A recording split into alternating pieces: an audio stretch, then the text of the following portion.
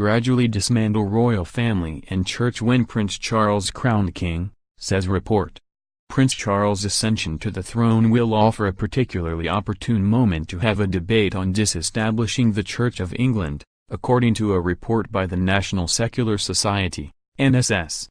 According to Separating Church and State, the case for disestablishment, Prince Charles will antagonise the non-Anglican majority of the UK population if he retains a coronation oath overtly committing him to uphold the tenets of the Anglican faith. The NSS recommends gradual dismantling, rather than securing a single clean break, of the Church of England. The decision will likely infuriate Royalists and Anglican believers. But, the report dismisses any defense of the establishment as flawed in a number of ways, and that it is absurd to believe a state promotes religion as required to uphold a sense of national cohesion is clearly anachronistic in a multi- and non-faith democratic society.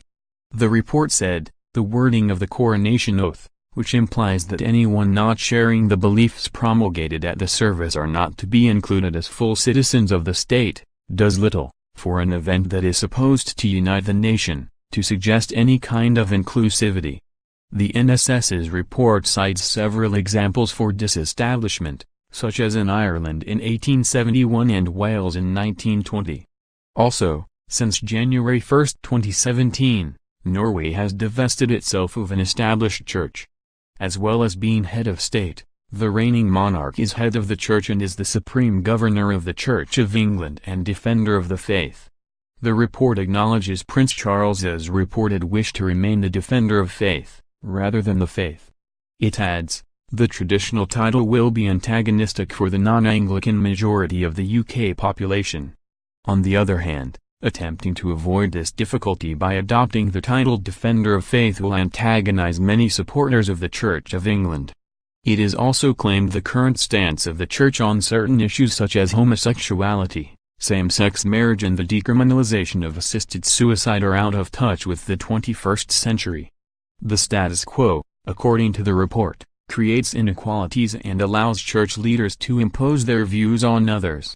The report continues, this inexorable decline of Christianity in the UK has been accompanied by a growing values gap between the Church and the general public, reflected in its regressive stance on a number of moral issues, including women's rights, refusing to allow women bishops prior to the ordination of Libby Lane in 2015, for instance, the legalization of same-sex marriage in 2013, which was opposed by every single bishop who voted, and the decriminalization of assisted suicide, on which the church hierarchy is at odds even with most of its own lay members.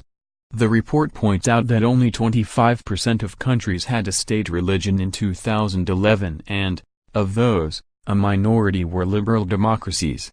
The report adds, according to a YouGov-Sun poll conducted in 2013, 56% of 18 to 24-year-olds described themselves as having no religion, with just 13% describing themselves as belonging to the Church of England, 56% said that they never attended a place of worship, a further 18% attended once a year or less, and 41% thought that religion was a cause of evil, with just 14% claiming that it was a force for good.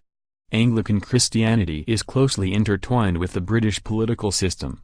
26 Church of England bishops have reserved seats in the House of Lords with the right to debate and vote on changes to the law. But, only Britain and Iran have religious leaders in their legislatures by right. The report concludes, the voices of religious privilege are loud and their vested interests are strong.